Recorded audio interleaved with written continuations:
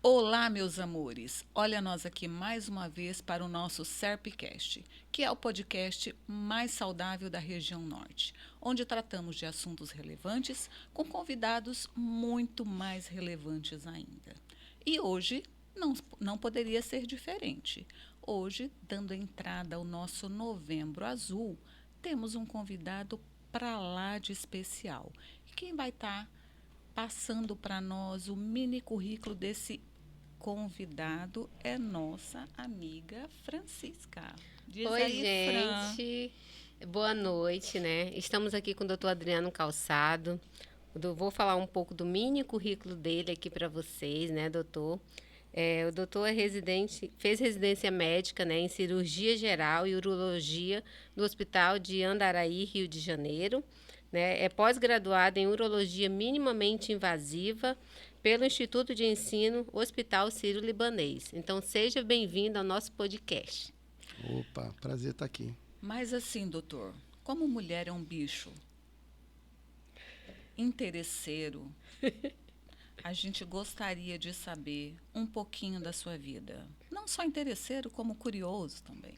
Então, fala um pouquinho sobre a sua vida, como que o senhor chegou em Porto Velho, de onde que você é, de onde que você veio, enfim, dá uma resumida aí para nós sobre quem é Adriano Calçado. Opa, Cidinha, para a gente ser um pouquinho mais breve, mas assim, eu sou de Goiânia, né? Meu pai era urologista também, médico, e eu perdi meus pais muito novo, né? Com 9 anos de idade. E aí fiquei em Goiânia até os 14, e aí depois dos 14 anos já fui para o Rio de Janeiro estudar no Rio. E aí do Rio de Janeiro fiz científico, né? Que naquela época era o científico que a gente chamava. E Bons depois, e velhos tempos. Sim. E aí depois fiz faculdade. Fiz faculdade no Rio e acabei fazendo também a residência, né? Residência em cirurgia geral. Fiz 3 anos de cirurgia geral, depois mais 3 anos de urologia. Hospital do Andaraí. Então, minha formação mesmo... Teve dúvidas acadêmica. na hora de escolher urologia? Não, porque naquela época ninguém queria fazer urologia, né? A urologia era uma especialidade que era vista assim, um pouco discriminada. Fazer urologia? Não tem coisa melhor para fazer, né? Sim. E acabei fazendo pelo interesse, porque tinha perdido meu pai muito novo, tal, e aquilo. Então, você já vê a especialidade com outro olhar, né? E aí fui buscar. E aí no Rio de Janeiro... acabei chegando e conhecendo alguns colegas. Meu pai formou no Rio, né? Sim. Então tive essa ajuda, tal, de estar podendo estar trabalhando com alguns colegas, alguns que fizeram residência com meu pai também. Então foi legal. Aí fui para urologia, fiz geral e gostava muito de cirurgia geral também, né? A cirurgia geral foi bem marcante na minha trajetória, na minha vida. Eu gosto bastante de cirurgia geral. Então eu fiz cirurgia geral lá no Rio de Janeiro. 3 anos, Rio de Janeiro, a gente sabe que é uma cidade violenta, que os hospitais de trauma, então a minha primeira paixão foi o trauma, né? Então, era cirurgia de trauma, né? Sim. Então, Tinha muito, né? Tinha muito. Então, fazia residência, logo depois, quando eu comecei a fazer urologia, eu dava plantão de cirurgião geral, então a gente operava muito, era a fase do baleado, esfaqueado, 2, 3 laparotomias por plantão. Prática era o que não lhe faltava. Não. E a gente gostava da cirurgia do trauma, aquilo ali foi por um bom tempo, foi uma paixão, tanto que eu continuei, né, fazendo urologia, mantive cá, e quando eu cheguei aqui também eu trabalhei muitos anos no João Paulo II, fazendo trauma, que era uma coisa que eu gostava de realmente fazer. Né? Tá, mas e como é que você chegou em Porto Velho? Hã? Como é que você saiu do Rio e chegou em Porto Velho? Eu fiz a residência de geral, depois fiz a residência de urologia no Rio de Janeiro. Tive algumas propostas para poder ficar no Rio de Janeiro, sim, mas assim, sempre fiquei naquela dúvida. Será que aqui é o lugar, né? Rio de Janeiro, a gente diz que é padecer no paraíso, né? Então, a gente sempre vai ficar naquela, será que era bom ter ficado? Então, eu falei assim, como agora eu não terminei, não tenho nenhum vínculo, eu acho que eu saio, e se for realmente para voltar, eu volto depois. E aí eu fui para uma cidadezinha, minha irmã, eu tenho uma irmã, fiquei com a irmã, e a minha irmã mora no Mato Grosso, numa cidade pequena. E minha irmã queria muito que eu fosse para lá. E aí eu peguei e fui para essa cidade, fiquei uns 2, 3 meses. Qual o nome da cidade? A cidade de Chapadão do Sul, uma cidade super pequena. Fica ali entre Campo Grande e São José do Rio Preto. Agora, você imagina, você acaba de fazer 6 anos de residência, fazendo... No Rio de Janeiro. 15, 20, 30 cirurgias por semana, solteiro, ir para uma cidade pequena... Uma por mês. Fazer uma... Exatamente. Aí eu a gente já ficou um pouquinho ansioso e tal. E eu falei assim, não, quer saber de uma coisa? Eu vou de repente, para algum lugar, para, de repente, também tentar ganhar um dinheiro, comprar meus equipamentos e tal. E aqui na época estava tendo uns concursos emergenciais, que na época era um dos lugares, até hoje já não é mais, né? Mas naquela época era bem remunerado. O Estado pagava bem, eu lembro. Então eu vim para cá, isso em 2000, né? Quando cheguei aqui, 2000 para 2001. Então eu cheguei aqui, Aí você chegou aqui ainda solteiro? Cheguei aqui ainda solteiro. E aí foi quando eu conheci minha esposa. E aí acabei ficando, Entendi. né? E aí nesse... Aí tua esposa é daqui. Exato. Aí nessa chegada, continuei trabalhando no hospital de emergência, né? No João Paulo, como cirurgião geral. E fui desenvolvendo a urologia paralelamente. Cheguei também a trabalhar um pouco no hospital de base. Ainda você teve assim muita dificuldade em inserir a urologia aqui? Você enfrentou assim preconceito dos homens buscar um urologista, ou você já não passou muito por isso? Olha, em 30 anos a gente vai vendo as fases evolutivas, né? Sim. Então, realmente, você tinha muito preconceito antes. Hoje não, hoje a gente já vê diferente. Certo. A gente já vê os homens procurando se cuidar, vêm para o preventivo, querem saber a respeito. Alguns, talvez, um pouco ainda por falta de oportunidade. Certo. De chegar ao urologista, né? Um pouco mais de informação. Exato, também. Certo. Então, fala pra gente aí um pouquinho sobre urologia. Quando o homem deve buscar o urologista? Dá uma geralzinha assim, antes da gente entrar literalmente no assunto sobre o Novembro Azul. Sim. Então, o urologista ele é importante para o homem desde o início da adolescência, às vezes até pré-adolescência, o pai poder levar a criança, né, já na primeira consulta, para uma avaliação, nem que seja com um urologista pediátrico, porque são patologias que vão acompanhando desde da pré-adolescência, da infância, né, até o final. Mas, assim, você tem hoje, se você pensar, cuidados pré-sintomáticos, de higiene, isso o urologista pode estar orientando na pré-adolescência, ver a questão da fimose, ver a questão da fertilidade, da varicocele, que é uma patologia que às vezes começa ali na adolescência e pode ser uma causa importante de infertilidade. Você tem os tumores, né, que alguns, como o tumor de testículo, que já tem uma incidência, uma prevalência já mais começa aos 15, vai até os 35, 40. A prevalência é mais nova. Uhum. Isso é importante porque é uma tumoração que ocorre no testículo e ela é indolor.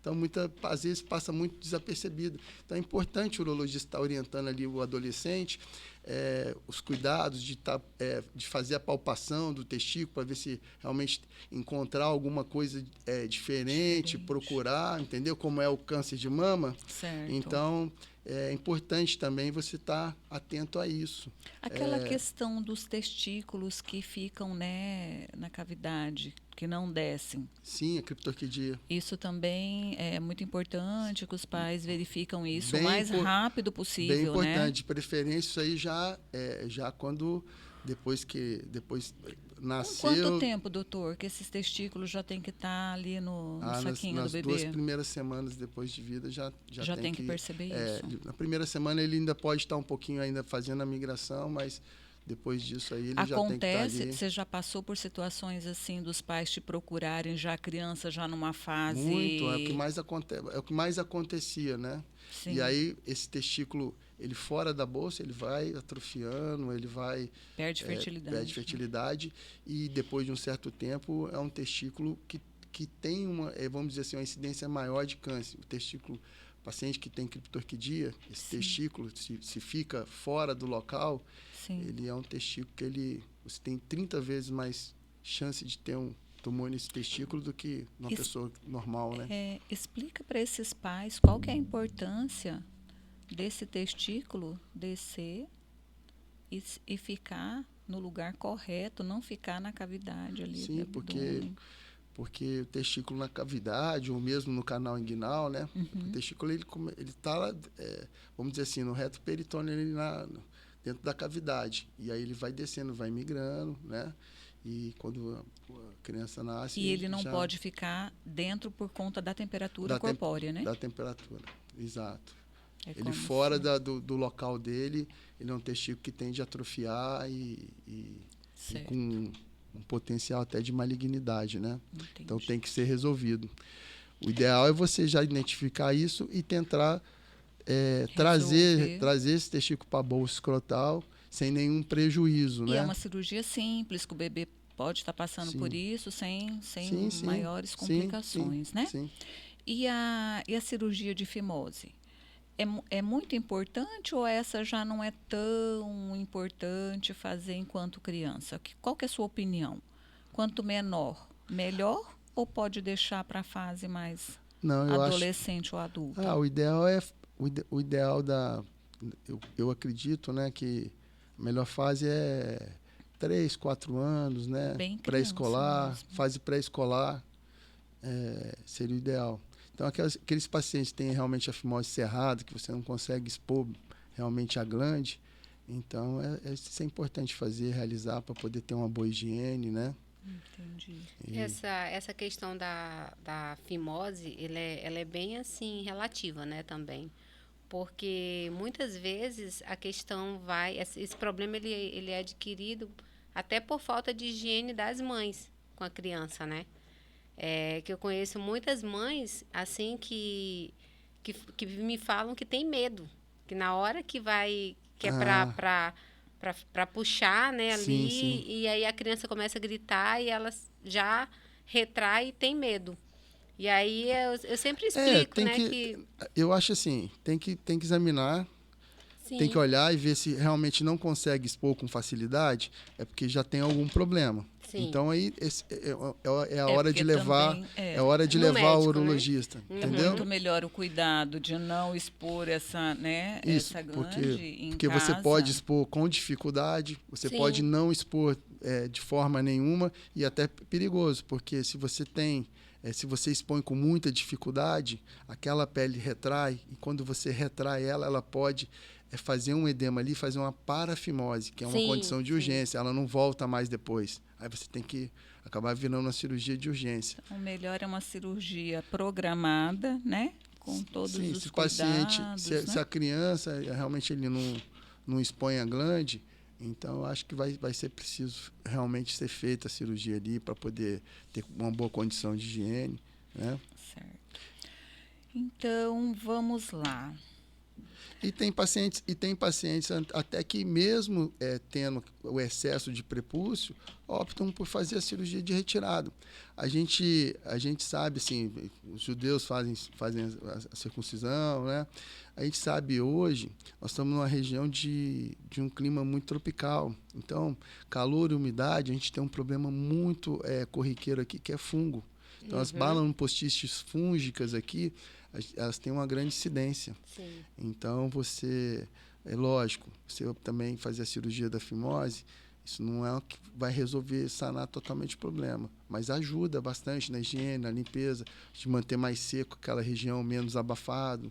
Então, isso... Esses problemas que causam de fungos, isso pode se tornar uma doença mais grave ou não tem nada a ver? Não tem nada a ver com um futuro câncer de pênis, não tem nada a ver com isso? Não, o fungo não tem relação. Nada, não. com câncer. Tá. Agora, higienizar a glande, essa limpeza, Ter isso todo sim esse a gente cuidado. sabe que tem. Que é exatamente que o que acontece, né? a prevalência a gente tem ainda uma prevalência de câncer de pênis ainda no Brasil, né? Que não é pequena, principalmente no Nordeste, e a gente sabe que isso aí tem um fator relacionado também com a higiene. Que aí, quando faz essa cirurgia, às vezes, não é nem pela questão de fimose mesmo, mas quer fazer, às vezes, né, que nem os... Sim, E aí, é mais fácil de você ver, né, ali. Quando sim, ele com está certeza. ali sem a cirurgia, aí que você tem que puxar esse prepúcio, né? Aí tem crianças ou, né, até adultos mesmo que não fazem essa limpeza, né? Então, hoje acabou que assim, a gente vê muitos os pais perdendo um pouco esse contato, às vezes, com os filhos. Então, acabam que não orientam, não estão ali no dia a dia para orientar. Então, eu acho assim, é importante essa primeira visita do adolescente no urologista. Para ele ouvir do urologista quais os cuidados que ele deve estar tomando, com Que higiene. Às vezes santo de casa não faz milagre, Sim, né? exatamente. Então se leva para um ou profissional. tem crianças inibidas que não mostram já, que não foram acostumados a isso. Né? Então, assim, é importante isso. Os pais levarem o adolescente, esse primeiro contato, para que a gente possa estar explicando, orientando esses cuidados de higiene, a questão do autoexame do testículo, as prevenções, como se prevenir das doenças sexualmente transmissíveis. Está começando ali a questão da adolescência. Então, isso, tem uma série de coisas que a gente vai identificando ali no primeiro, ejaculação precoce, que começa. Então, tem uma série de coisas que podem ser orientadas, né, para que ele tenha uma atividade... E fazendo também com que esse adolescente, na fase adulta, não vai ter preconceito de ir fazer o exame, né? Sim, também. Né? Também. Com relação à próstata e tudo mais. Sim. Mas vamos lá. Novembro Azul. Conte-nos. Como foi que apareceu? Então, quem teve essa ideia brilhante do Novembro Azul? Então, o homem, geralmente, né, ele acaba... Ele procrastina mesmo um pouquinho isso aí, né? Só um pouquinho, visita né? ao médico e tal. Só um pouquinho. Então, assim, a gente sabe disso, né? Então, a sociedade criou essa data, que é mais uma data alusiva, para lembrar para aqueles pacientes que ainda não fizeram o exame, que tá ali, que precisa ser feito, o exame rotineiro, anual, para poder estar identificando, e muito relacionado ao câncer de próstata. Mas, na realidade, é uma data alusiva, que a gente... serve para a gente poder estar justamente fazendo isso aqui, comentar, orientar, falar sobre outras patologias também, que não é só o câncer de próstata, né? É sobre o câncer de próstata, mas a gente acaba falando sobre de outras coisas que também são comuns, saúde do né? homem em geral, né? Exato. Mas assim, você Muito no de hiperplasia consultório, benigna também da próstata. você percebe no consultório, você percebe que nesse período de novembro você tem mais visita de homens? Sim. Então vale muito a pena esse Novembro Azul, né? Vale muito a pena, porque às vezes aqueles pacientes que ainda não fizeram, acabam esquecendo quando vem, lembra da data, não, ainda não fiz meu exame, tem que ir lá. Então, geralmente, novembro é um mês bem E se fala bem muito, corrido. né, doutor? Então, vamos lá. Fala para nós um pouquinho sobre o câncer de próstata. Então, sobre o câncer, a próstata, na realidade, nós temos duas patologias mais comuns em relação assim, à próstata, né? Uma é o câncer de próstata, a outra é a hiperplasia benigna da próstata. Não tem nada a ver com câncer, né? Sim. Então, é importante isso, né? Porque são duas patologias diferentes, que são cirurgias diferentes ou tratamentos diferentes, né? Então, é importante lembrar. Então, quando o homem ele vai ao urologista, né? Então, a gente tenta detectar isso aí, afastar o câncer de próstata, né? Então, a gente afasta o câncer de próstata hoje em dia através do PSA, que é um antígeno prostático específico, é um exame de sangue, né? O toque é importante e pode ser feito, ele pode te dar algumas informações já logo num primeiro momento, ver se tem uma área endurecida, algum nódulo. A gente já consegue estimar mais ou menos se a próstata já tem algum aumento. Então, o toque ele já pode te dar alguma dessas informações. A gente pode lançar a mão, tem outras ferramentas, né? Ultrassonografia, mas assim, o PSA e toque tão normais, a gente já fica um pouco mais tranquilo. Se tiver alguma alteração desses dois exames, a gente vamos continuar investigando, né? Então, hoje, entraram algumas ferramentas importantes aí no diagnóstico do câncer de próstata, como ressonância magnética, ressonância multiparamétrica da próstata, né? E caso realmente haja uma suspeita, faz-se a biópsia, né, para poder fechar o diagnóstico e tratar. E tudo que a gente quer é dar essa notícia para o paciente. É tão ruim quando o paciente chega ao consultório com um PSA estourado e que é um câncer que já não está mais localizado na próstata e que a gente sabe que o tratamento vai ser paliativo. É tão bom quando a gente pode dar essa possibilidade de cura para o paciente, né? Olha, essa esperança, entendeu? Né? Não, sempre eu digo assim, não é uma notícia fácil quando o paciente já chega com o resultado da biópsia, né? Sim. É uma coisa difícil, né? Às vezes você não consegue nem conversar com ele nesse primeiro momento. Olha, é mais para, né, se solidarizar ali com o paciente e tal, e no segundo momento conversar sobre a possibilidade terapêutica. Mas quando você tem esse câncer localizado, é tão bom, porque você fala, olha, tá isso aqui é tranquilo, a gente já descobrimos no momento certo, a gente tem algumas possibilidades aí de tratamento curativo, então isso é... Qual foi o maior PSA que você pegou, assim, de tipo olhar e assustar? Já teve PSA de 200, várias. 300, de 1000. Sério? Os pacientes já com metástase óssea, né? Pulmonar. Sabendo que, né, doutor, para um PSA estar num nível tão alto assim, ele teve vários sintomas, né? Sim. É muito difícil, já não está... Muito difícil, mas o que acontece, assim, o câncer de próstata, ele tem predileção pela zona periférica da próstata. Uhum. Então, quando ele começa ali pequeno, ele não traz sintomas. Atrapalha a uretra, ele não atrapalha a uretra, então ele não te dá sintomas urinários. Por isso é importante a gente tentar fazer uma detecção precoce, porque às vezes não tem sintoma. E quando ele começa a ter esses sintomas, geralmente a doença já está fora da próstata. Entendi. Quando tem esses sintomas. E ele começa também a ver que, com outras coisas, né? Por exemplo, ele sente dor nas pernas, sente dor no quadril, sim, né? Que aí quando começa já está mais avançado. Exato. Aí ele já começa... sangramento e tal. Meu Deus, eu acho que eu estou com dor na coluna. Aí começa. Isso é aí o que a gente não quer, né? Tanto nos tumores renais, isso. né? O paciente às vezes já na questão urinária, a hiperplasia, ela dá muito mais sintomas, né? Os sintomas bem mais rápidos. E mesmo assim, você já deve ter pego paciente que chegou lá com bexigoma, né? Sim, com quase certeza. Explodindo, sim, né? Sim, sim. Porque assim, então a gente afastar da possibilidade do câncer, né? Que a gente faz através desses exames, tá? Afastou. A gente sabe que tem um outro problema muito comum, que é a hiperplasia benigna da próstata. Então, a próstata, ela fica ali na base da bexiga, né? Juntinha da bexiga, né? Abraçando ali a uretra.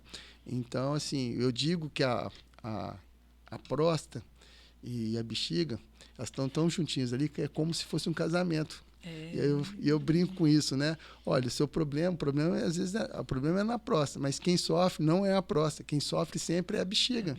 Então a bexiga, quando você começa com a hiperplasia, começa a próstata ali obstruir a saída da urina, a bexiga sempre começa a trabalhar no esforço maior para vencer aquela obstrução. Então a parede vai começando a espessar, porque ela está sempre naquele esforço, né? A pressão, às vezes, é tão grande para esvaziar a bexiga, pode romper fibra muscular, formar um divertículo. Às vezes, você não consegue esvaziar totalmente a bexiga e fica sempre aquele resíduo ali pós-miccional. Começa da infecção urinária. Infecção urinária, formação de cálculo, né? Então, e às vezes, É igual no casamento. Às vezes você chega num certo ponto que vai chegar ali. Né? Vamos resolver isso agora. Não consegue, a bexiga já está doente, né? É o que a gente não quer. Exato. Então é importante ter essa coisa. Apesar de você estar urinando bem, você pode realmente estar com a próstata já aumentada e já pode estar sobrecarregando essa bexiga. A bexiga vem trabalhando no equilíbrio. E vem trabalhando no equilíbrio. É o que acontece com as retenções urinárias. A bexiga já vem ali naquele equilíbrio, trabalhando, ainda conseguindo urinar. Quando em algum momento, o paciente, por algum motivo, ele tem que segurar um pouco mais a urina, a bexiga distende um pouco mais, e aí ela perde a força, não consegue contrair. E aí entra em retenção urinária, né? Às vezes uma libação alcoólica também pode favorecer um episódio de retenção urinária aguda. Muda Totalmente também o estilo de vida, né? Porque você vai no banheiro, aí faz um pouquinho de xixi, o xixi não sai todo. Aí você tem que parar. Aí daqui meia hora dá vontade de novo, que aí é aquele alertazinho, aí vai de novo. Sim. E aí você fica naquela... Acaba com a qualidade do sono, aquela qualidade, né? O sono. Não, e o problema, eu peguei um paciente, assim, não pude fazer nada por ele. Ele disse que começou a sentir que estava a urina intermitente, né? Aí daqui a pouco uma ardência. E não, tá tudo certo, vai ficar tudo bem. Aí passou o tempo, começou já um sanguinho na urina. Não, isso aqui vai passar e tal. E aí ele disse que um belo domingo ele simplesmente acordou para explodir de vontade de urinar. Tinha completamente estrangulado a uretra dele, né? Na porção da próstata. Foi terrível. Porque daí no tentar desobstruir, lesionou muito grave a uretra. Dele, um outro problema que a gente vê. Então, assim, era uma coisa que era para ter sido cuidado antes, ele foi deixando, então, Sim. assim, ficou bem grave, né? Então, homens, não procrastinem. Não, sim, claro. Hoje a gente tem muito mais coisas do que a gente tinha no passado, né? É o que eu estou te falando. Com certeza. Eu tenho hoje 30 anos de formado. Então, assim, eu praticamente vim da era da cirurgia aberta, depois para a cirurgia minimamente invasiva, né? Vamos ver se vamos chegar na robótica, mas, assim, a gente passou por tudo isso aí, e por todos os tipos de tratamentos, né? Então, assim, no início, eu lembro, você não tinha nada de medicação para hiperplasia benigna da próstata. Então, você usava só basicamente fitoterápico e não tinha nada. Então, depois surgiram, né, os alfa-bloqueadores, a doxazosina, a tansulosina, agora depois associações já com os inibidores da 5-alfa-redutase, que é a finasterida, a duosterida, que prometem a médio e a longo prazo reduzir um pouco. Tem um bom resultado? Então, tem alguns pacientes que respondem melhor, outros não. Alguns, essa evolução, esse crescimento, ele dá uma estacionada. Outros, ele chega a reduzir realmente bastante volume. Então, se a gente tem uma próstata hoje acima de 40 gramas, um PSA acima de 1,6, isso é um índice que a gente sabe que provavelmente aquele paciente ele já tem um índice de progressão. Aquele paciente provavelmente no futuro próximo ele vai precisar de alguma coisa para poder tratar essa hiperplasia benigna da próstata. Às vezes, hoje você tem essa possibilidade de iniciar o tratamento medicamentoso, né? Em que situação que vocês entram com a RTU? Então, isso quando não responde ao tratamento, tem medicação. Primeiro entra com medicamentoso.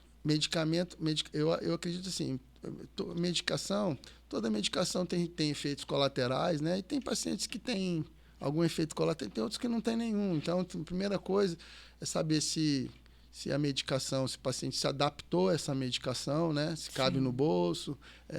Então, isso é importante. Se é o momento agora. O risco também para uma cirurgia, tem pacientes que já têm um risco maior à cirurgia, então, esses eu acho que é sempre válido o tratamento clínico, iniciar, se responde bem, então, né? Em algum dado momento ele não vai mais responder ao tratamento clínico, né? Ou não quer o tratamento clínico. Tem pessoas que não gostam de tomar medicação.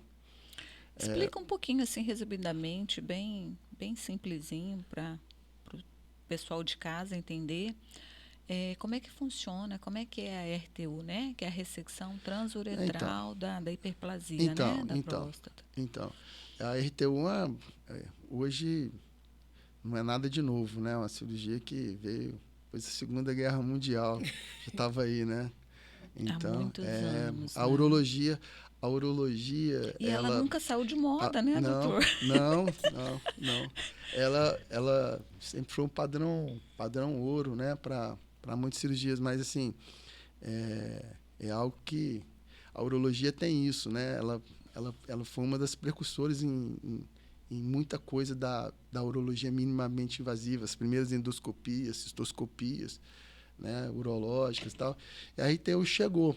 E a gente tem a RTU ela evoluiu, né? Sim. A gente evoluiu.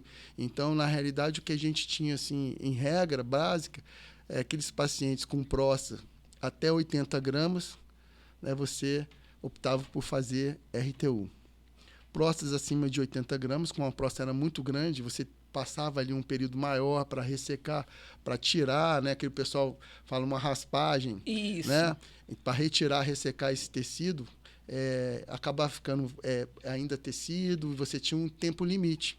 Porque a RTU tradicional, ela era monopolar.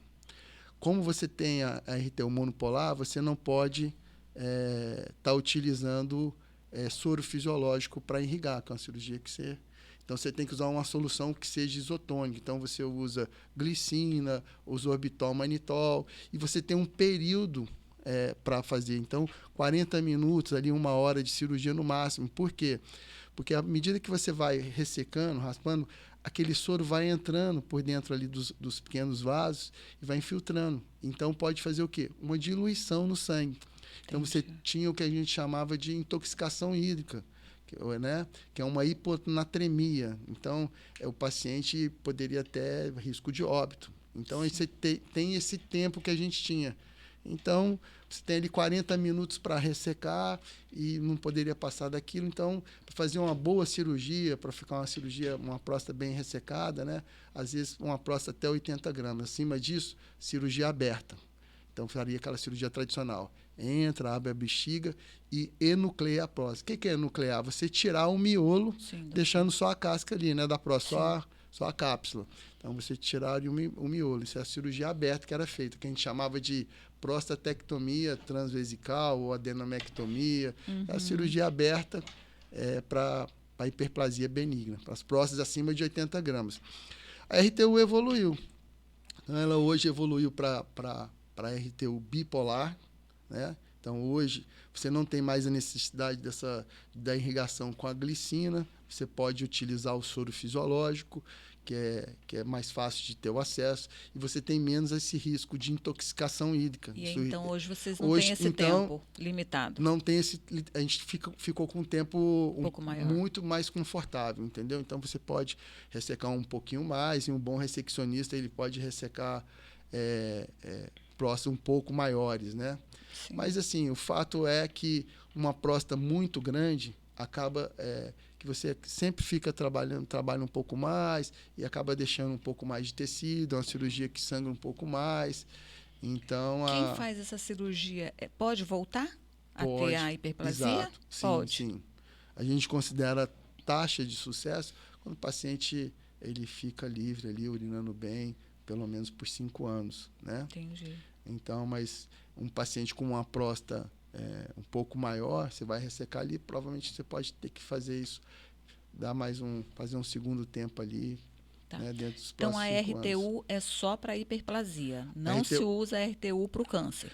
A RTU se usa para o câncer, para aquele paciente, por exemplo, que já tem um câncer já avançado, entendeu? Mas que está obstruindo a próstata. Serve só para desobstrução. Você já está tratando o câncer de uma outra forma, com hormonoterapia, paliativo, mas ele tem ali aquela dificuldade de urinar. Então, você vai tunelizar, vai tirar só para poder o Só paciente... para desobstruir a uretra. Exatamente. Você pode fazer um RTU, sim, para o câncer, para aqueles pacientes que você já não tem mais indicação de remover a próstata, porque a doença já não está mais...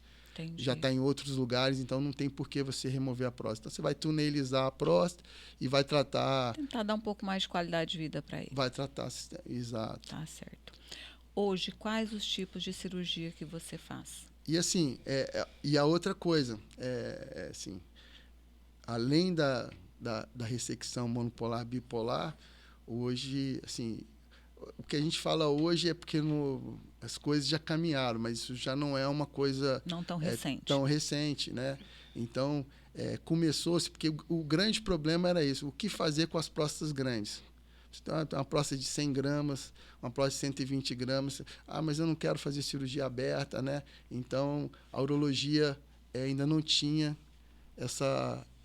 esse tratamento para esse tipo de paciente, né?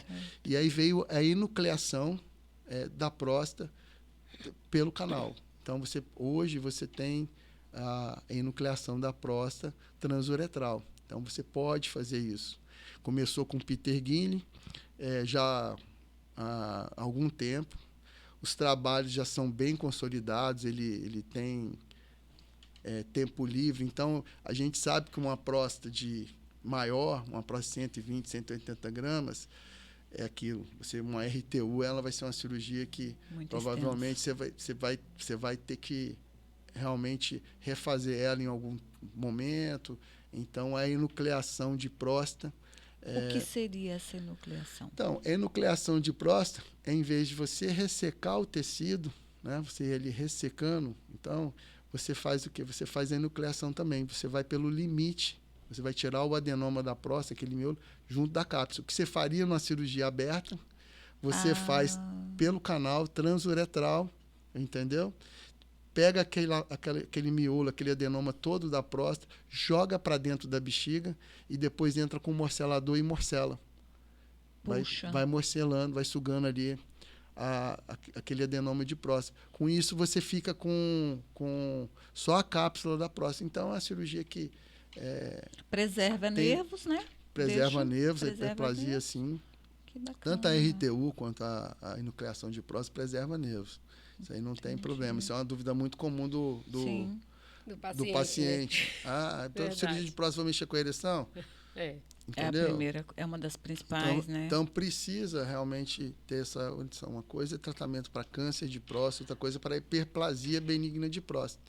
Então, hoje, e aqui no Brasil agora, que a enucleação começou a ganhar evidência, né? Já temos ela aqui, em Porto Velho? Então, Cidinha, a enucleação de próstata, foi 2017, 18, a gente começou a tentar trazer para cá. Então, a enucleação de próstata, você precisa de utilizar o laser. Então, você faz a enucleação, você descola esse adenoma junto ali da cápsula. Você precisa de ter um laser diferente, é um laser de alta potência. Uhum. Então, eu fui atrás... Seria como se fosse um bisturi a laser? Seria um bisturi a laser? Bisturi elétrico, né? Não, é o laser mesmo. Você tem um aparelho como se fosse um ressectoscópio mesmo, mas onde você encaixa não uma alça de ressecção, mas a fibra de laser, e você vai ali com laser descolando, enucleando a próstata, soltando ela junto à cápsula, para depois jogar para dentro da bexiga. Então, você precisa disso, de um laser de alta potência. Quantas bagatelas seria esse laser? Então, você precisa do laser e você precisa do morcelador para morcelar a próstata. Quando eu fiquei empolgado com a técnica, e aqui no Brasil praticamente ninguém fazia isso, mas a gente já tinha aqui na Argentina um colega, o Mariano Gonzalez, ele é do Hospital ali dos Italianos, em Palermo, e ele já fazia, ele teve com o Peter Guille, que foi idealizador da técnica e tal, foi aluno dele, e já fazia rotineiramente ali na Argentina.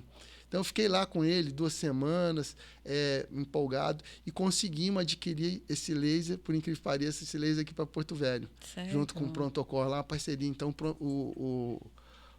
o pronto-socorro já tem um laser, que é um laser de alta potência, um laser da Lumos, é um laser de 100 watts. Você precisa desse laser mais potente para poder fazer a enucleação. E na época não compramos, não conseguimos adquirir um morcelador. E aí veio pandemia, foi levando, e agora, pós-pandemia, realmente, hoje você vê uma febre de enucleação aí no Brasil inteiro, né? Realmente a técnica ela está chegando no Brasil com bastante força, né? E Nossa, tem de vir para ficar, para justamente atender esse tipo de situação, pacientes com próstatas grandes, né? Que não querem fazer cirurgia aberta. Mas então vocês já estão aí meio caminho andado, né? Sim. Já tem uma parte do equipamento. Já tem uma parte do equipamento. Já tem o treinamento. Falta um morcelador à disposição, é isso aí. Agora a gente... Breve. E tem alguns pacientes daqui de Porto Velho que estão indo para Curitiba, né? Para poder fazer essa técnica. Para Curitiba, é? Para Curitiba. Então, Curitiba, na época que a gente adquiriu o laser aqui, foram adquiridos 3 lasers desses. Um foi para a Unicamp, na época lá do Dr. Carlos Dancona, o Dr. Dancona, né? Que é um urologista lá da Unicamp. O outro foi justamente para Curitiba. Em Curitiba, lá, um colega com o Dr. Tiago Ota, né? É um colega que desenvolveu aí e está operando bastante. Tem feito bastante. Inclusive, ele é próctor. O resultado, eles estão falando que está excelente. Excelente o resultado. Não tem a questão da... Não mexe com a disfunção, né? Disfunção não. Com a ereção, não disfunção, mexe, não tem disfunção. Mas mesmo eles estão tendo um resultado excelente. Na RTU comum não tem quase, né? Quase não tem. A gente vai ter isso, a gente vai ter muito problema de disfunção erétil na prostatectomia radical. É porque eles falam que no caso da raspagem, né, que falar, não tem a raspagem, eles falam que sempre volta. Aí, então é um problema que não... Exato. Né, que não... Então, se você fizer uma ressecção de próstata, uma próstata muito grande, vai acabar ficando adenoma. Sim. E você tirando aquele adenoma junto à cápsula, você tirou o adenoma inteiro, então só vai ficar a cápsula. Então, os resultados são mais duradouros, entendeu? Então, o paciente urina melhor, vai ter entendeu? Um resultado... Uma qualidade de vida excelente, né? Porque... Exato. A gente tem um pouquinho, às vezes, de incontinência transitória nesses pacientes, porque você acaba retirando ali toda aquela próstata, né? Até o paciente não está acostumado, né? Até a bexiga dele entender aquilo, se acostumar, tal. Então ele tem um pouquinho, igual na prostatectomia radical, ele tem um pouquinho de incontinência transitória. Isso é importante, esse papel junto com vocês, de estar fazendo essa fisioterapia preventiva. Eu acho que hoje em dia a gente tem que bater nessa tecla que os pacientes eu acredito muito na fisioterapia, né? A Cidinha sabe. E ela tem um papel fundamental. Então, no pré-operatório, os pacientes têm esse entendimento que né, vai ter esse período. Esse pré-operatório que ainda é difícil eles vir. Sim. Né? E a gente entende também Sim. que já está com aquela preocupação, né? Que está com câncer, que vai passar por uma cirurgia, tanta coisa. Eu falo, depois que eles vão para mim já no pós, né? Que eles vão para a gente no pós, que a gente conversa, eu explico direitinho e tal. Aí é que eles vão entender, puxa, eu podia ter vindo antes, né? Mas, enfim. Sim. Mas eu acho que a gente tem que começar a fazer isso, Dinho. O paciente, antes de fazer a cirurgia, a primeira coisa é pegar tanto o paciente do câncer de próstata como o paciente. Existe ainda muito medo, né? Sim. Em relação, mas é uma coisa inevitável, porque esse medo faz com que, às vezes, o paciente danifique a bexiga, perca a bexiga, ou a bexiga entrando em falência, porque foi postergando ali e tal. Então, assim, a gente tem que ter esse acolhimento, falar, olha, isso vai acontecer, isso pode acontecer. Se você estiver ali, você vai ter alguns exercícios, alguma coisa. Você vai estar te ajudando. Né, doutor, o que eu falo? O medo do homem é tão grande com relação a fazer uma cirurgia de próstata Eu tenho um paciente, Sim. 46 anos, né? Atendi já ele faz tempo, já está tudo ok. E ele falou para mim que o pai dele teve também, bem jovem, e preferiu morrer. E morreu. Né? Preferiu Sim. morrer do que Quando mexe na doença, do que né? passar por uma Sim. situação de neurologista, de passar por um exame de toque retal, Sim. de nananã, enfim. E eu falo o seguinte, em percentual, é tão baixo o homem que fica com sequela. Sim, sim. Então, é que na realidade é o que eu estou te falando. Isso é uma coisa que vem mistificando por algumas coisas do passado. Então, no passado, você tinha muito câncer de próstata que não era tratado de uma forma curativa, né? Então, aquele paciente já chegava com aquele CA de próstata avançado e que realmente ia falecer, né? Sim. E aí, assim, o que se pega junta tudo e coloca numa mesma caixa. Então, uma coisa é cirurgia para hiperplasia benigna de próstata e tinha essa questão da potência, né? Paciente com aquele medo da disfunção erétil. Então, eles pegam e jogam tudo dentro de uma mesma caixa, né? Então, a gente precisa realmente saber que uma coisa é câncer de próstata, outra coisa é hiperplasia benigna, né? Os tipos de tratamento que você tem hoje aí na mão, as ferramentas que você pode estar utilizando. Né? Os tipos de cirurgia hoje muito menos invasivas, né? Como você estava falando aí pra gente hoje, o tanto que evoluiu muito. Já evoluiu, da né, RTU, que já é uma coisa consagrada, veio o bipolar, a ressecção bipolar, a vaporização da próstata, né, que hoje ela é feita com bipolar. E veio outras coisas, tem várias outras técnicas surgindo, né? Então, isso se chama de MISTs, né? Então, você tem uma série de coisas, dissecção da próstata com água, tem muita coisa vindo, né? Mas algumas coisas, assim, o que eu digo, né? A gente aqui no Brasil, a gente acaba que as coisas, quando chegam, já tem um certo tempo. A gente acha que é novo, né? A enucleação, isso é novo. Não, não é. A enucleação já passou pelo crivo do tempo, né? Sim. Na prostatectomia radical, que antes era só aquela cirurgia aberta, aquela cirurgia grande, né? Hoje vocês fazem a laparoscópica, né? Sim. Hoje aqui fazemos uma videocirurgia laparoscópica. São quantos... Assim, para ficar simples para o paciente, são quantos furinhos que vocês fazem ali para retirar a próstata? Para retirar a próstata, a gente entra com um orifício ali na região da cicatriz umbilical e geralmente mais 4 portais, né, para poder fazer a cirurgia. E a próstata sai a gente amplia depois um pouquinho a cicatriz umbilical para retirar a próstata. O bom também disso tudo é que, além de melhorar o tempo de internação, né, eu acho que a recuperação é bem melhor, né, bem mais rápida. Né, mas isso, acho que você também deve passar por essa situação. Que eu pego lá já depois, né, de vocês e eu ainda tenho que ficar explicando. O paciente acha que porque não tem uma cicatriz, não tem pontos, aquele negócio, ele acha que ele já pode sair pedalando por aí. Sério?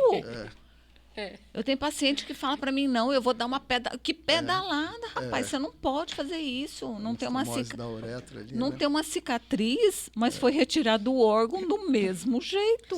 O tempo de recuperação é mais rápido, porém não é menos importante, cirurgia reconstrutiva. Né? Por fora, ok, mas por dentro. Quanto tempo, doutor, assim, você fazendo exames e você vê que está totalmente cicatrizado uma cirurgia de próstata, independente do tipo, ou aberta ou laparoscópica? Olha, assim, hoje as cirurgias minimamente invasivas, né, elas têm um poder de recuperação bem maior, né? Isso que o paciente tem uma alta mais precoce e tal, mas depois disso ainda fica de sonda, né? Vai tirar essa sonda aí com 2 semanas, tem gente que tiram com 10 dias, cada vez estão tentando tirar mais precoce essa... Era muito comum 16, eu lembro, quando eu comecei a atender. Quando a gente começou era 21 dias, né? Era 21 dias. Na época da prostatectomia ainda aberta, né? Hoje já tem 10 dias? Eu 10 a 15 eu deixo dias. 10, geralmente 10 dias. Eu acredito que uma cicatrização, quando você machuca, tal, isso leva esse período, né? Então também eu acho que não tem por que não respeitar esse período. Você tá, é uma sutura ali da uretra com a bexiga delicada. Então você deixar aquilo ali, manter a sonda para poder cicatrizar bem, para evitar uma estenose, um estreitamento e tal. Acho que 10 dias é... Doutor, e quando o paciente não consegue se livrar dessa sonda? Como assim você fala? Tem um paciente que eu conheci, né, que ele é até sogro da minha amiga. Ele fez a cirurgia, porém ele não conseguia se livrar da sonda. Tirava a sonda, ele não conseguia fazer xixi. Isso para câncer, para hiperplasia? Provavelmente Deve... Para hiperplasia. Então, Ele não conseguia. Aí tinha que levar ele no postinho de saúde, aí outra sonda. Aí ele ficava com aquela sonda. Aí depois tirava de novo, ele não conseguia. Ele chorava de dor, acho que com bexigoma, né? E aí já tinha operado. já tinha operado. Então, e ele não conseguia se livrar. Provavelmente esse é um paciente que não tinha só a hiperplasia benigna da próstata. Ele provavelmente devia ter alguma disfunção miccional dessa bexiga. Uhum. Né? A bexiga não estava conseguindo contrair. Aí ela se já levou não tem mais o comigo, fator obstrutivo... Ela levou ele comigo, não, né? Eu falei, vamos ver o que a gente consegue fazer aqui com uma eletroestimulação. Vamos ver o que a gente consegue fazer nessa bexiga. E aí ela levou ele comigo. Aí fomos, eu acho que eu fiz 2 sessões. Aí ela me ligou no outro dia, amiga, ele conseguiu fazer xixi sozinho. Tudo bem que ele fez xixi tudo, né? Mas aí depois, já na segunda vez, ele conseguiu já se segurar. E aí ele já está bem, já tirou, já livrou da sonda, e graças a Deus está tudo certo. Tem essas alterações que geralmente são transitórias, né? Então, vai tudo se ajeitando ali, um cuidado, uma boa fisioterapia, um diagnóstico adequado, às vezes fazer um estudo urodinâmico para avaliar. Às vezes não era só, né? Como você disse. Quando você retira a próstata, corta aqui. Uhum. Isso é uma dúvida que os pacientes têm muito.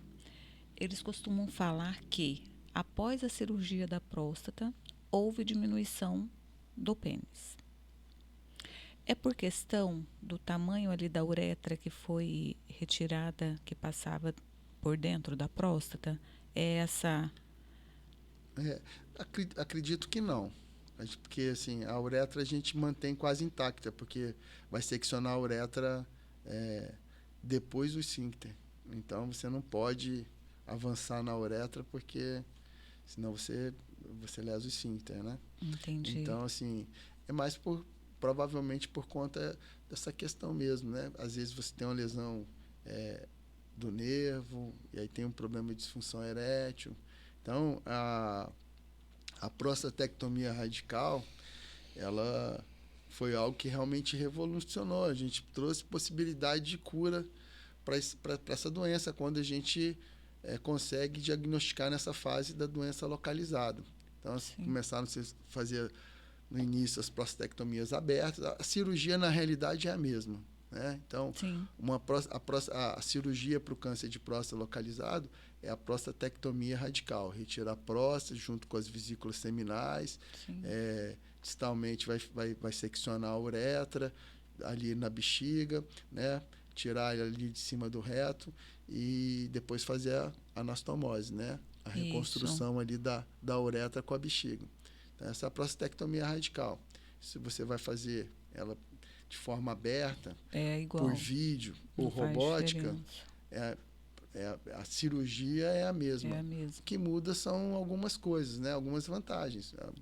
A laparoscopia é um pouco menos invasiva, então você tem um pouco menos de sangramento, você tem um pouquinho, como não é aberta, tem um pouquinho menos de dor, pós-operatório um pouquinho mais tranquilo, né?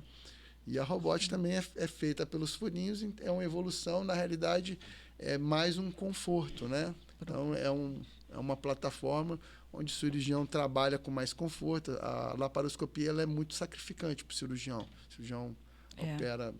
Né? É muito tempo? Muito tempo, uma cirurgia grande, uma cirurgia que demora e você opera numa situação desconfortável. Então, o robô, ele traz isso, agiliza, né? esse processo. Exatamente. A questão é só de mudar a técnica, né? Muda a técnica, o objetivo mesmo. Então, o robô ele facilita muito essa anastomose, que é uma anastomose, essa reconstrução da uretra com a bexiga é uma anastomose difícil. Quando então, você dá uma notícia para o teu paciente, assim, você está com CA de próstata, qual que é a primeira preocupação dele? o paciente... Então, isso não é notícia fácil, né? Isso não é notícia fácil. Mas, assim, o ser humano são diferentes, né? Cada um tem um tipo de aceitação. Acho que isso é importante a gente ter isso também, né? Ter esse lado. E o legal de você, urologista, ser aquele já... um médico ali que acompanha aquele paciente há algum tempo, né? Porque você já conhece, então você já às vezes você já tem o perfil do paciente já traçado, e aí você pode realmente poder ter uma segurança, né? Uma forma melhor de estar contando isso, conversar.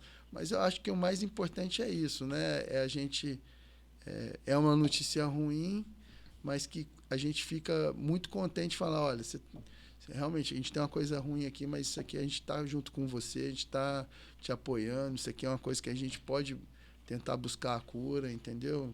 Então, doutor, tem essa muitos perspectiva, casos, dar isso para o paciente é muito bom. Tem muitos casos que faz a cirurgia e ok, não precisa de rádio, não precisa de químio, Sim. não precisa de nada, né? Em que situação que precisa fazer uma rádio ou uma químio? É quando já está um pouco mais avançado? Já pegou algum outro órgão ou não?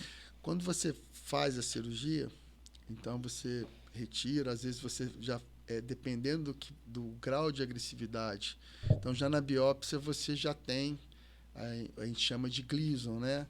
Então é o grau de agressividade do tumor. Então você tem o Gleason 6, que é o 3+3, tem o Gleason 7, que já é um risco mais moderado, e tem o Gleason 8, 9, que são doenças que a gente sabe que elas são mais agressivas, Sim. né?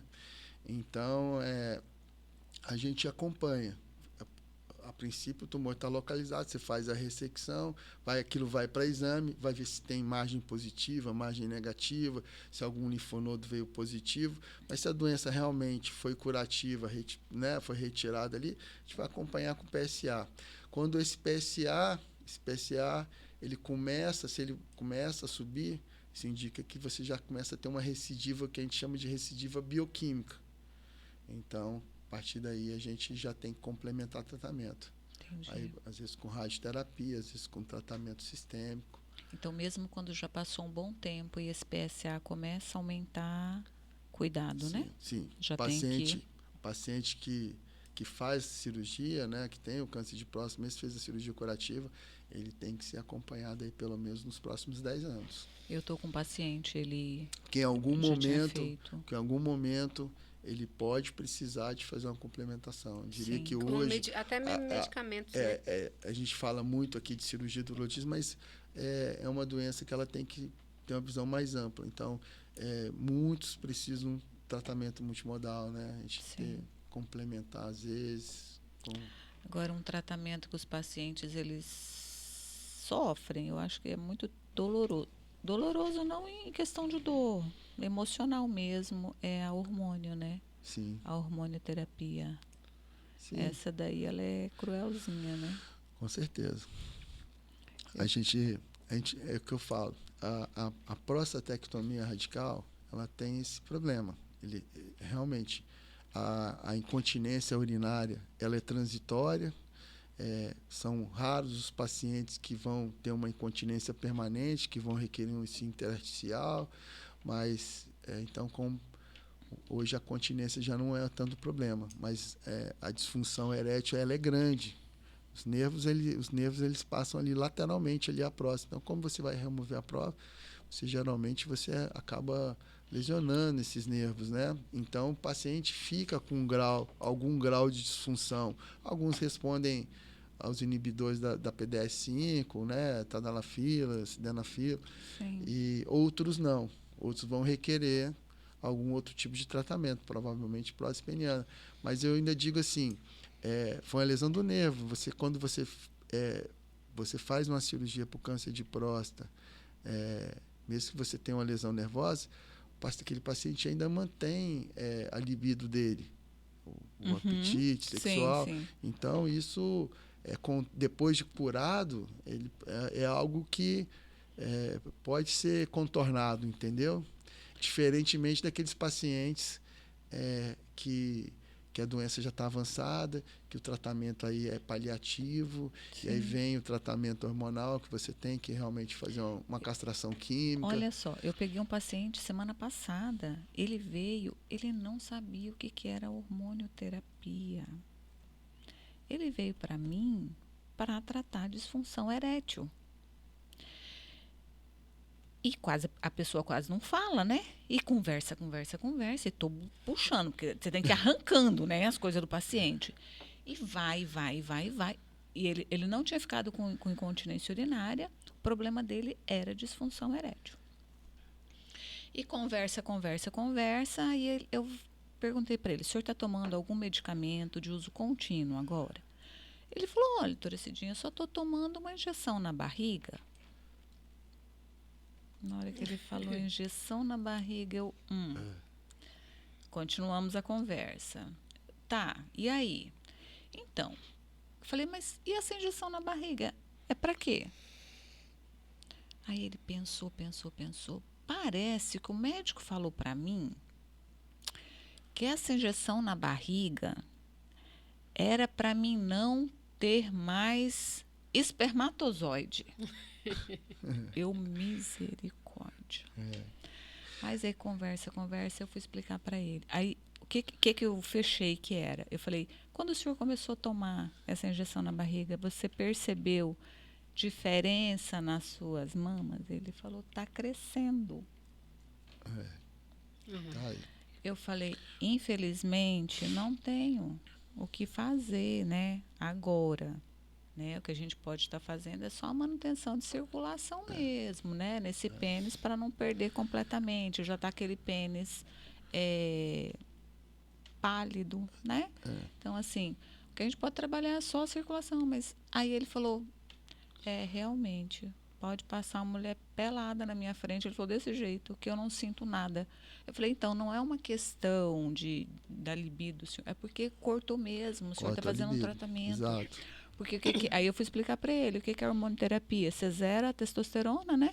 E ainda coloca um pouco de estrógeno, né? Então, assim, é o estrógeno, né? Que é colocado. Então, assim, não tem como, né? Então, assim, a fisioterapia não vai resolver essa questão Não é um paciente para resolver com disfunção erétil. A importância da gente conversar e saber do que está falando, né? Sim. Porque já pensou, o paciente chega lá e quer tratar disfunção erétil. Começa eu lá trabalhar com o paciente, gente... Coitado, ele ia ficar perdendo o tempo, o dinheiro dele, o meu tempo, e eu não ia ter resolução nenhuma para isso. Por isso que é importante estar sempre com a orientação do médico, o encaminhamento, né, para não ter esse tipo de problema. Porque tem muita gente que não sabe, né, doutor? Às vezes o médico fala, ele não capta, ele não consegue entender, né? Às vezes eu pergunto... Aí que vão surgindo todos os problemas, entendeu? Vão colocando tudo na mesma caixa e às vezes... Não... Então, assim, uma outra coisa que às vezes o paciente ele acaba não sendo orientado, ele faz uma cirurgia, uma enucleação, uma cirurgia até aberta, tem uma próstata muito grande, faz uma cirurgia aberta, mas é só para retirar o adenoma. Sim. Ou faz uma RTU e tal. Ele acha que ele não precisa mais fazer preventivo, porque ele acha... Já tirou, acabou. Eu já operei de próstata. Então, assim... então, isso é perigoso, né? Então, tem que ter essa orientação. Olha, o senhor operou da próstata, mas foi para tirar só o miolinho de dentro. Você ainda continua com a cápsula de próstata. O senhor tem chance de ter câncer, igual qualquer pessoa. Então, mesmo estando bem, urinando bem, o senhor tem que continuar todos os anos vindo, realizando PSA, os exames necessários, para a gente poder não ter esse problema. Porque esquece 5 anos sem ver o urologista, tá lá um câncer de próstata. Isso pode acontecer, de você ter as duas patologias. E tem. Exatamente. E esse feedback ele é muito importante exatamente por isso, né? Porque às vezes ele não entende, quando ele sai do médico, ele não entende o que o médico explicou para ele. Aí ele, não, então eu tô com disfunção erétil, eu vou numa fisioterapeuta. Aí chega na fisioterapeuta e ele fala, tem alguns até que omite alguma coisa. Na maioria das vezes vão né? na farmácia, né? Já.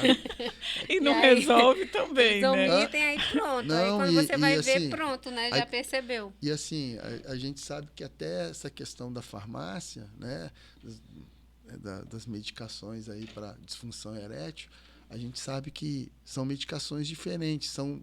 Exato. Então, com ações diferentes. Por exemplo, o sildenafil, ele geralmente tem uma duração de 6 horas. Você inicia, toma o remédio, 40 minutos já está fazendo efeito de uma duração de 6 horas. E, geralmente, bebida alcoólica, comida, compete com a medicação. Então, se tomar ele com o estômago cheio e tal, não vai absorver, não vai resolver.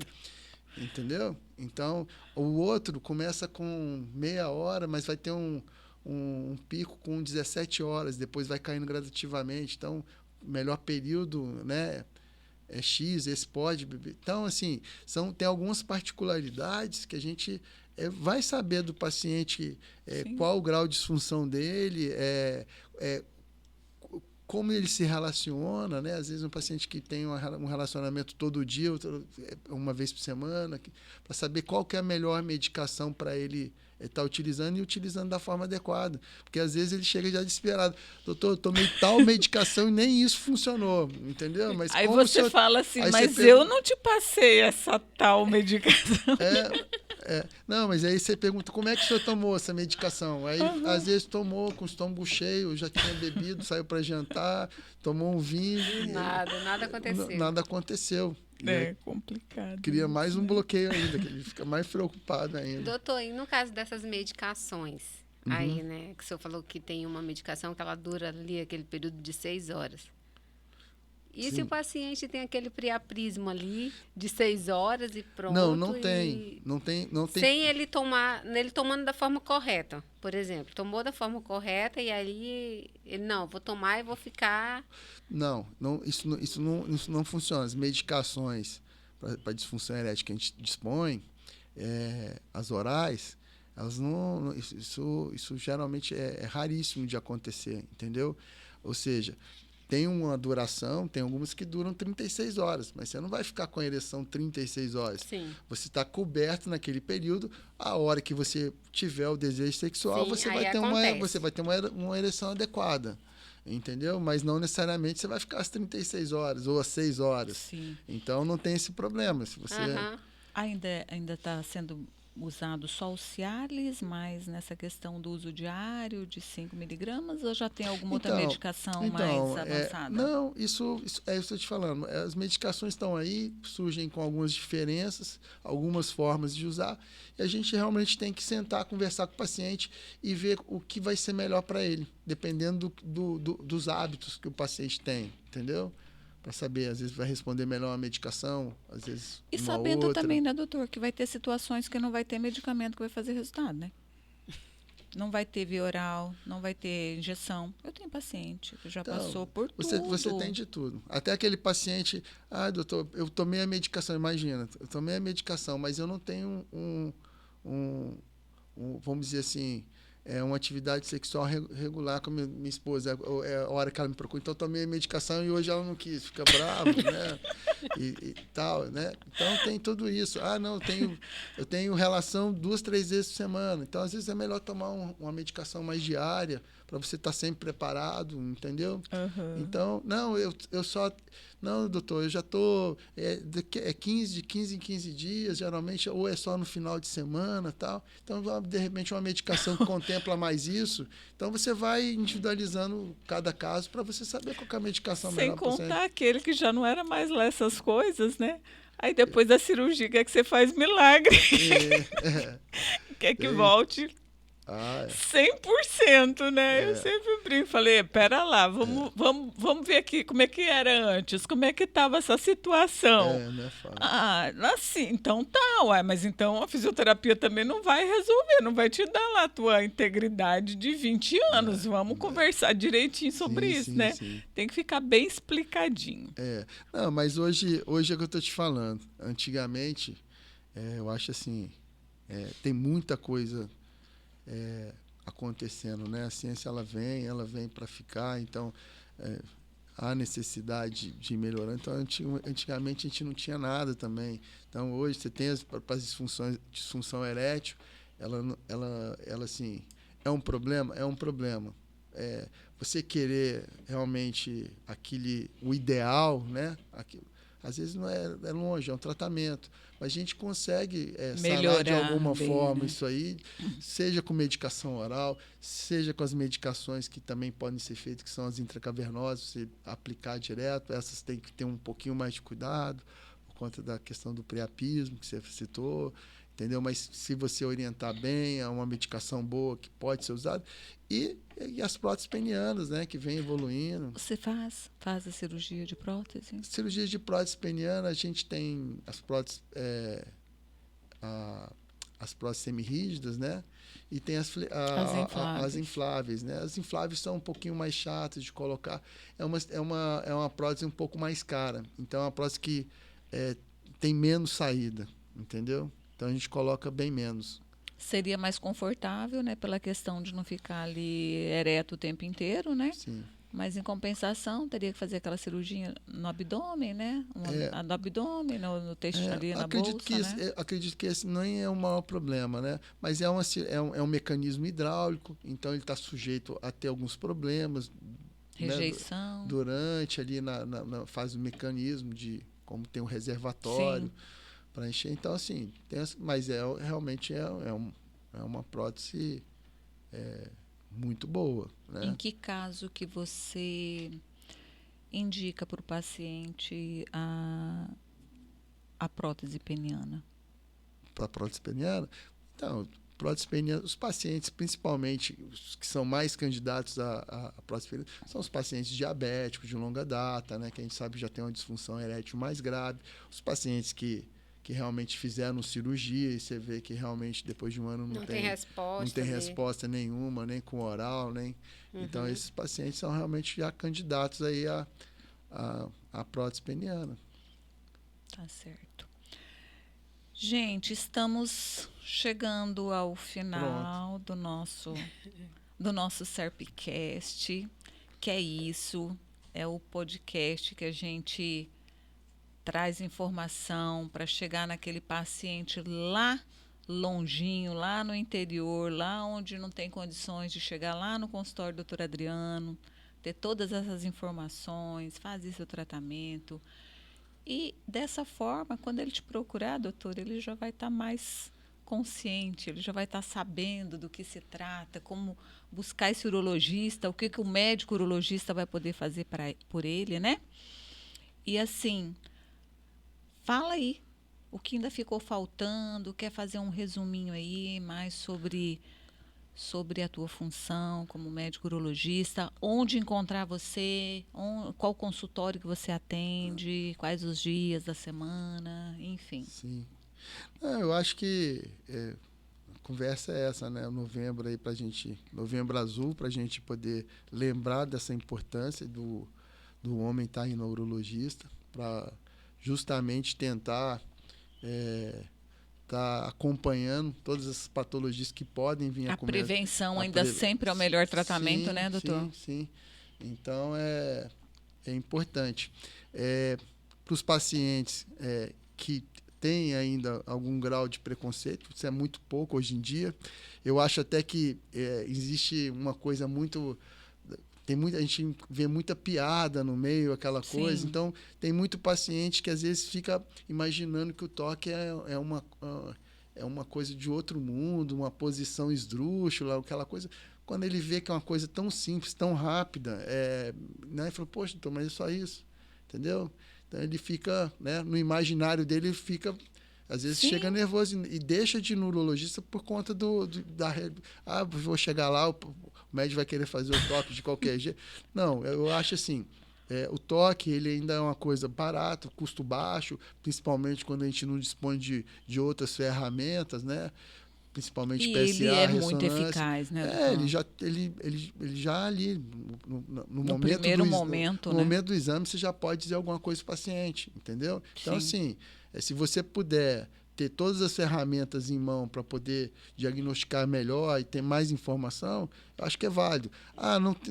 Não quero fazer, também não tem problema. Você consegue estar fazendo outros exames e fazendo esse acompanhamento sem necessidade de ter que fazer o toque também. A gente também não vai fazer obrigado, né? o urologista, o paciente não deve deixar de procurar o urologista para poder fazer aí, né, seu preventivo, seu rastreamento sem por conta da questão do toque. Então é importante estar no urologista, saber que o câncer de próstata de todo na população masculina é um dos principais, né, de maior incidência, então Sim. é uma coisa que realmente preocupa, né? Sim. E que se a gente faz uma detecção precoce, curada, a gente hoje consegue fazer a cirurgia, né? A cirurgia padrão é a cirurgia prostatectomia radical, seja ela aberta, laparoscópica, robótica.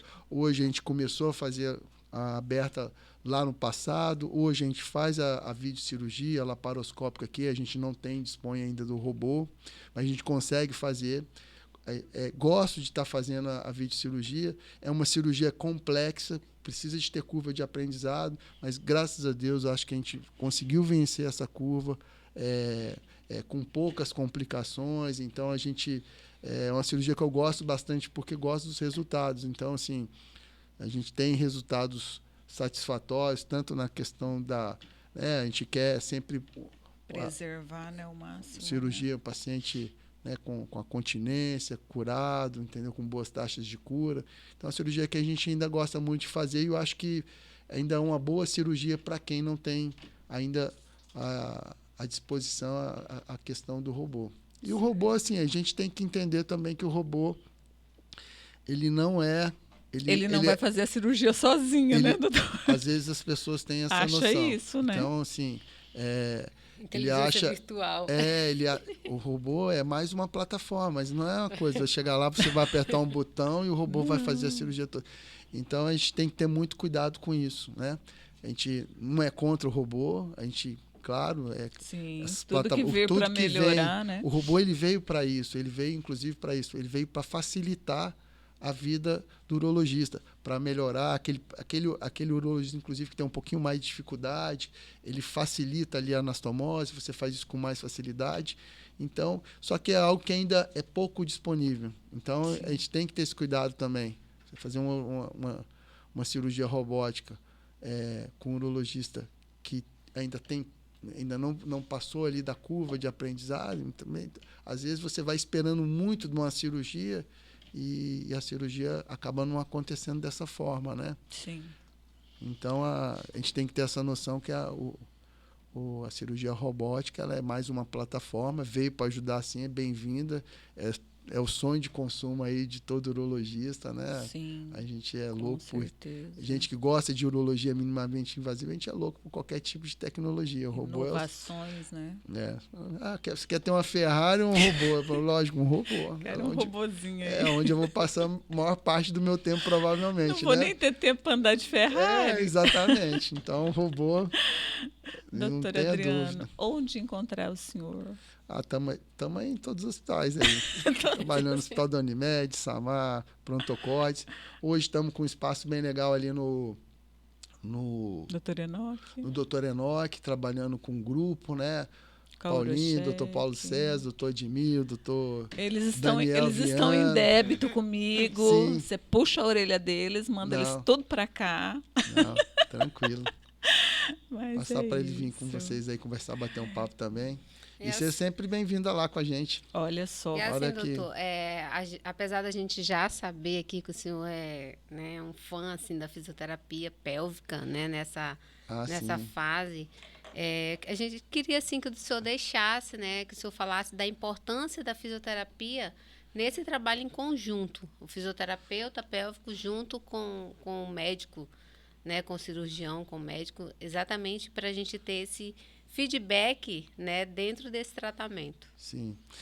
Eu acho que a fisioterapia, de um modo geral, ela ficou muito assim, né, um segundo plano. Ela não, até hoje, eu acho que ela ainda não tem aquele lugar que ela merece, porque realmente é algo que a gente vê resultado. Então, assim, é chato de ser feito, né, aquela coisa. Então, as pessoas querem uma coisa mais imediata.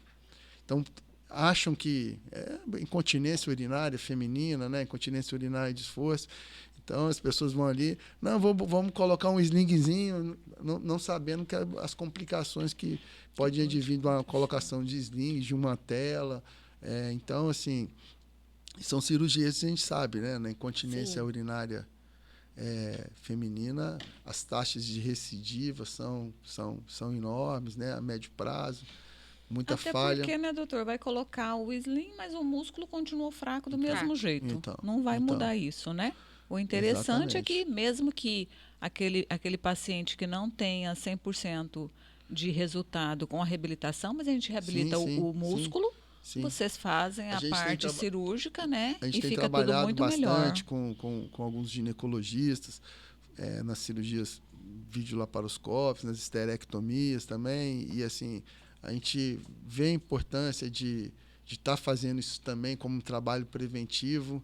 E acho que mais, eu acho que isso, a incontinência urinária de esforço, ela, por ser uma patologia que deixa tanto uma mulher para baixo, incide, impacta ali na autoestima, na qualidade de vida, no dia a dia dela, que é algo que eu acho que isso aí a gente tem que ser já realizado, já num dado momento, já começar. Prevenção. Como você faz musculação, né? Como se a musculação tem que começar, a fisioterapia, fortalecimento desse diafragma, isso é super importante. Porque a gente fala que a fisioterapia no pré-operatório, ela é excelente pelo fato de você estar preparando a paciente para aquele processo, sim. Né? E também tem a questão de você estar conscientizando a paciente no que a musculatura dela faz. Porque a gente tem paciente que não sabe o que é contrair e relaxar. Sim, né? Então, exato. ali, quando ele passa por aquele processo cirúrgico, no pós-operatório, ele já vai saber o que é um contrair e relaxar, e você não vai perder tanto tempo ensinando para ele essa etapa do tratamento. Sim, né? O homem também. Eu costumo brincar, né? Quando você vai dançar forró aqui, esse músculo aqui do tensor, aquele tensor, você fica com a dor, né? Porque você não está acostumado a usar, né?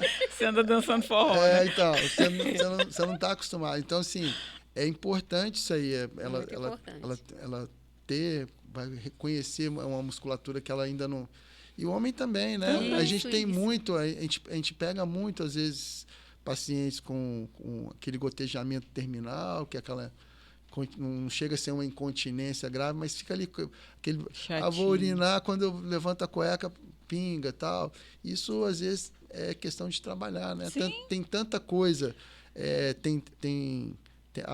A fisioterapia tem tanto a ajudar em tantos aspectos, nessa questão da musculatura do diafragma urogenital aí masculino, ejaculação precoce, né? Tem tudo. Eu estou tratando um paciente que ele diz que passou anos da vida dele com ejaculação precoce, e agora, para ajudar, veio a disfunção, né? E jovem, não é pessoa idosa, não. Sim. E nós conseguimos um bom resultado, assim, muito rápido, né? Muito rápido mesmo. Já na disfunção, e agora já estamos trabalhando na ejaculação precoce. E aí ele comentou comigo: Cidinha, pelo amor de Deus, como é que eu passei tantos anos da minha vida sofrendo com isso? A mulher dele foi que me procurou, e obrigou praticamente ele foi praticamente empurrado para lá, entendeu? Ele falou: meu Deus, que coisa. Eu falei: pois é, né? E não é pessoa sem instrução, é pessoa muito bem instruída, mas aqueles tabus que tem, aqueles medos, as vergonhas da vida, né? Sim, é algo que não é fácil. Fisioterapia ali, o dia a dia, mas é algo que a gente tem que cuidar. Preventivamente, fortalecer isso. E é fundamental. Você para uma boa cirurgia, o paciente já ter esse conhecimento, fazer um antes, depois, eu acho que ajuda bastante, viu? Doutor Adriano, quero assim te agradecer imensamente de você ter aceito o convite, tá? Sei que você saiu do centro cirúrgico, cansadinho, tá? Mas assim, é uma satisfação também para mim, não só de receber teu paciente, mas de eu poder encaminhar um paciente e depois ele chegar: meu Deus, que médico é aquele que você... né? E aquele monte... É legal, é tão gostoso para a gente ter um médico também de referência, que a gente possa encaminhar esse paciente e saber que ele vai ser tratado. Que ele vai ser tratado com respeito, né? Com todo o devido respeito que ele merece, tá? E assim, quero te dizer que esses pacientes que eu encaminho eles para você e que eles voltam, eles sempre falam muito bem de você. E eu fico muito feliz por isso. É bom, esse feedback viu? É bom. Viu? Fico muito feliz por isso. Pessoal, então é isso, né? Hoje tivemos aqui a honra de receber o Dr. Adriano Calçado, um médico urologista, um médico de referência aqui na nossa cidade, né? Junto com toda a equipe que trabalha junto com ele, lá na Urocheck, fazendo aqui a propagandinha já da Urocheck, que fica lá no Dr. Enoque. Quarto andar do Dr. Enoque. Então, olha legal, só. Sempre vai ter um de nós. Lá vai ter sempre... Lá nunca vai faltar urologista. É legal isso da gente poder... Eu sempre fui a favor disso. E trabalhar em grupo é muito bom, né? Você poder dividir as coisas, experiências, dificuldades juntos. Então, é bom demais, né? Exatamente. Tira um pouco também. A gente às vezes um paciente chega, não encontra um, mas já tem um outro que atende, vai atender muito bem, vai tratar como se fosse trabalha dele todo também. Mundo ali em sincronia, né? Exato. Assim é nós, né? Lá do SERP também, onde somos, né? Várias profissionais que fazem o mesmo tratamento e que tanto comigo tá com a Fran, tá com a Camila, tá com a Sabrina, tá com a Jéssica, todo mundo tá em conjunto ali trabalhando junto, né, em prol do paciente. Pessoal, é isso. Assistam, passem para frente, curtam, se inscrevam no canal. Quem não assistiu o nosso Serpcast anterior, assistam. Foi tudo de bom também, com a doutora Danúbia, falando, né, da importância dos hormônios, né, principalmente na fase mais adulta da mulher, né, na fase da menopausa. Então, é isso. Então, fica aqui meu abraço. E o doutor quer falar mais alguma coisa? Quer dar um tchauzinho? Francisca, quer falar mais alguma coisa? Não, só quero agradecer, né? Agradecer por você ter tirado um tempinho para vir aqui com a gente. É sempre muito importante a gente ter a presença, né, de médicos que trabalham junto com a gente ali. A gente fica muito feliz de poder contar mesmo e agradecer mesmo de coração, tá? Pelo prazer é meu. Grata. Prontinho.